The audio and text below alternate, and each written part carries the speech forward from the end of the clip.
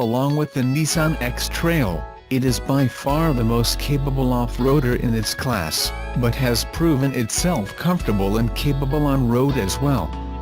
It might be getting on a bit in years, but with a new Impreza and the XV the priority for Subaru, the Forester continues to be a popular machine on Australian roads. Is there anything interesting about its design? More than any other car in the segment, the Forester's exterior design tells the story. A big, boxy unit, the Forester's external dimensions give you a good idea of its generous interior space. Despite its size, it's never an imposing sight on the road. The Forester's off-road capability is among the highest in its class. The front bumper sits high off the ground to maximize the approach angle, 23 degrees, the rear bumper the same, for 25 degrees, and the 20-degree ramp-over angle is a result of the 22 cm ground clearance. Wading depth is 500 mm. Lower in the range, the slim side skirts are minimal and fitted to the door, unpainted on some models, to avoid muddy calves. Inside is a huge cabin, with lofty headroom and lots of glass for a good view out. How many seats? 5, and they're all reasonably comfortable if a bit slippy in cars with leather trim. No Forester has a third row, despite looking like it might fit. Rear legroom is excellent and 6-footers, and over, are quite happy in the rear. Our interior photos show a big, airy space, with room for people and their things. Avant-garde it is not, but it's a practical, easily cleaned interior that's focused on usability. The driver is almost assaulted with information. As well as the comprehensive dashboard, there's a second information screen higher up, delivering various extraneous information and, of course, an electronic gyroscope for the off-road fans. How practical is the space inside? The storage space is protected from prying eyes by a retractable blind, kind of like a tonneau cover on a ute. Luggage capacity starts at 422 liters with the rear seats up and 1474 with them down. While the boot dimensions seem modest, it's a good shape and will take plenty of luggage. In addition to the boot space, you've got roof rails for those awkward extras. If there are 4 passengers on board, each will benefit from a cup holder, 2 up front, 2 in the rear, while each door will hold a small bottle. The glove box holds the hefty set of books that come with the car, including the almost inch-thick owner's manual. Does it represent good value for the price? What features does it come with? The Forester range covers a lot of ground. How much a Forester costs obviously depends on the standard specification list and the accessories fitted. In this review we'll cover the RRP cost before on roads, as opposed to drive-away price, which is listed on Subaru's website. There are 7 distinct trim levels: 2.0 IL, $30,240, 2.5 IL, $33,240, 2.0 DL, $33,740, 2.5 IS and 2.0 DS, $39,740, 2.0 XT, $41,240 and 2.0 XT Premium, $48,240. The TS Sport Edition is not currently in the lineup. That car had a more aggressive look with front spoiler, rear spoiler, modified suspension and was based on the XT Premium package spec list, minus the sunroof. The car is available in 8 colors, all of them at no cost. They include crystal black, quartz blue, sepia bronze, a light metallic brown, jasmine green, dark gray, Venetian red, ice silver and crystal white. Fans of yellow are, sadly, out of luck.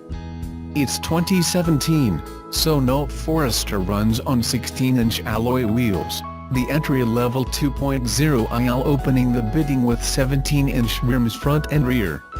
Standard features include dual-zone climate control air conditioning, A 6-speed manual or CVT gearbox, remote central locking, Subaru Starlink infotainment on a 7-inch multimedia touchscreen, cruise control, AM/FM radio, CD player, Bluetooth and what Subaru calls a temporary spare wheel.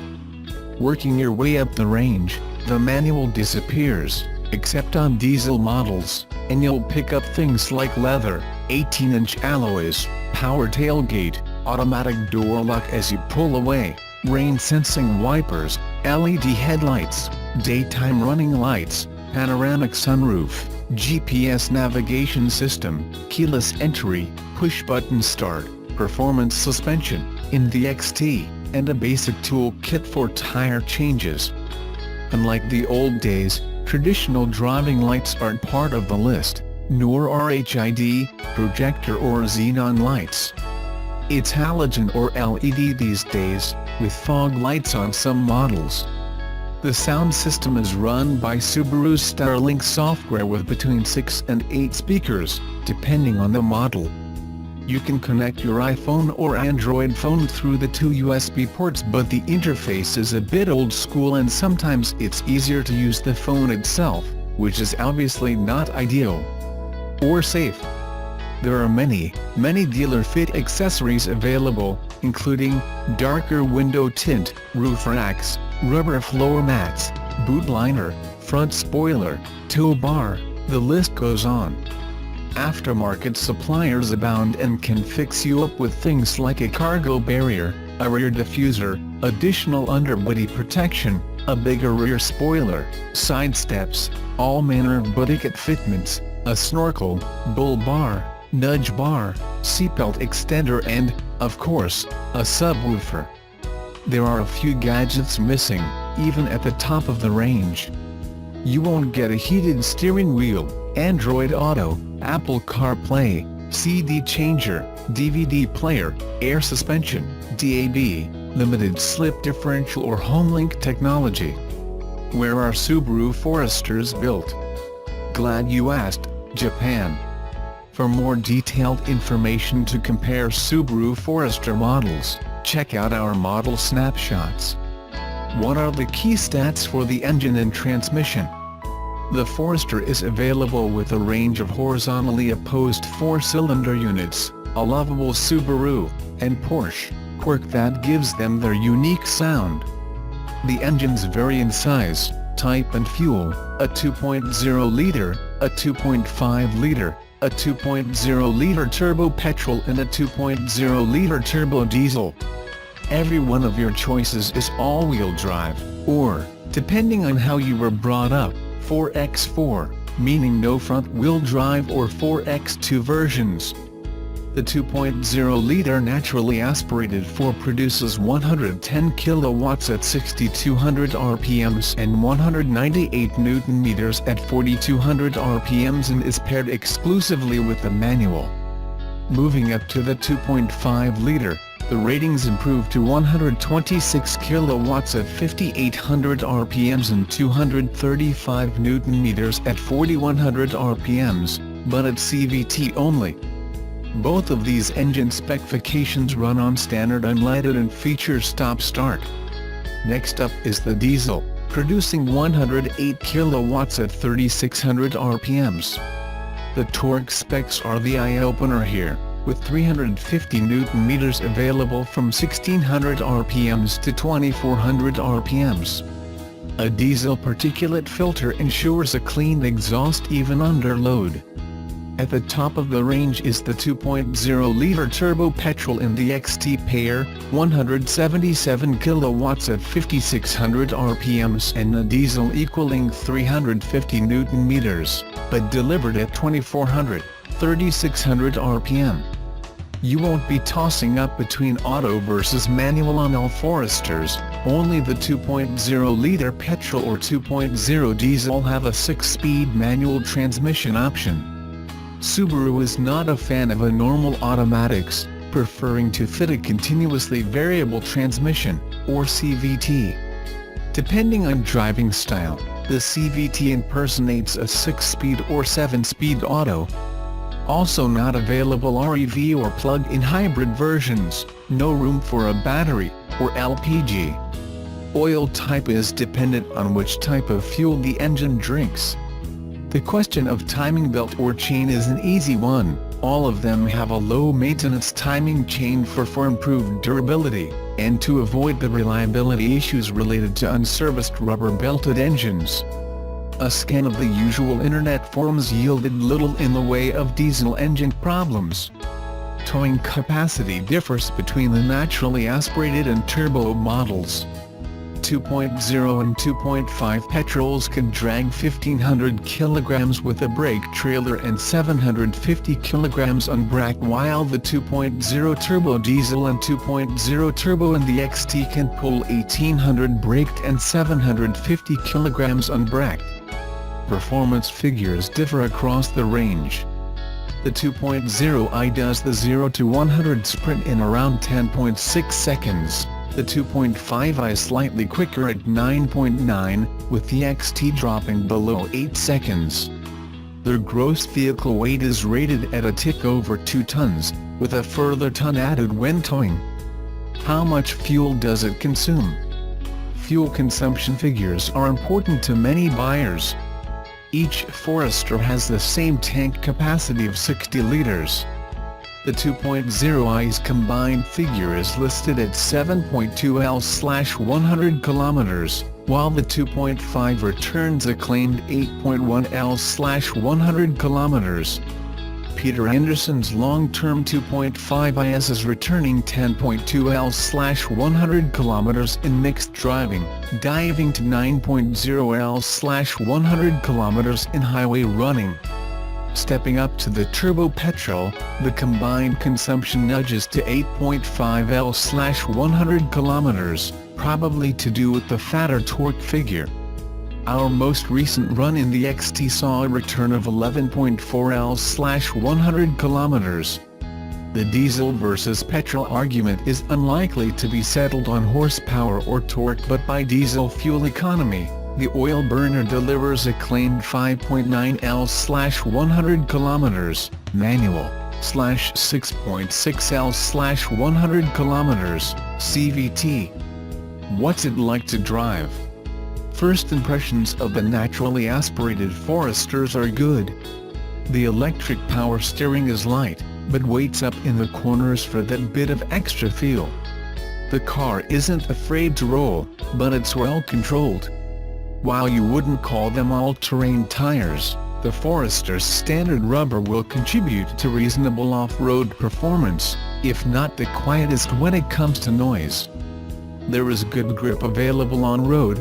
The all-wheel drive certainly helps there, but when you're on the slippery stuff, the tires come into their own.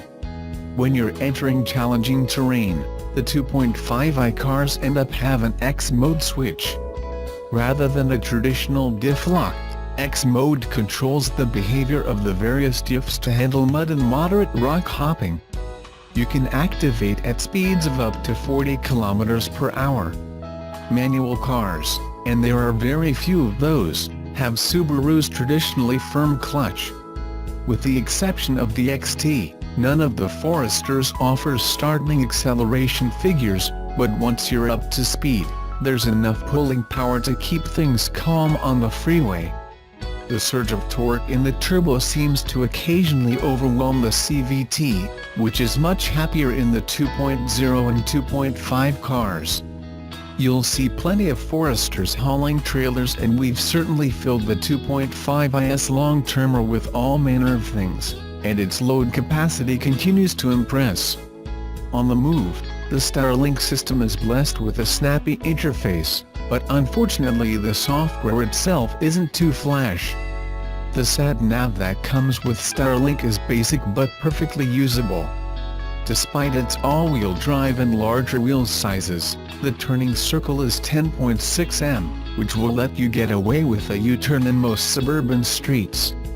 Lower in the range, the front seats aren't particularly comfortable on long drives. They're really flat on the base and don't have much support, particularly in corners. Even the Luxury Pack XT Premium doesn't have particularly sporty seats, So if you get a bit ambitious, you might have to hang on. The reversing camera is handy, but without rear parking sensors, you won't know what's out of the camera's radius. What safety equipment is fitted? What safety rating? The Forester's safety features contribute to a 5-star ANCAP rating. All cars have front and side airbags, and a reverse camera, but oddly enough, no parking sensors, front or rear. There is also hill start assist, hill holder, hill start assist and descent control. Also standard are ABS, ESP stability program, traction control and 7 airbags, including driver's knee airbag.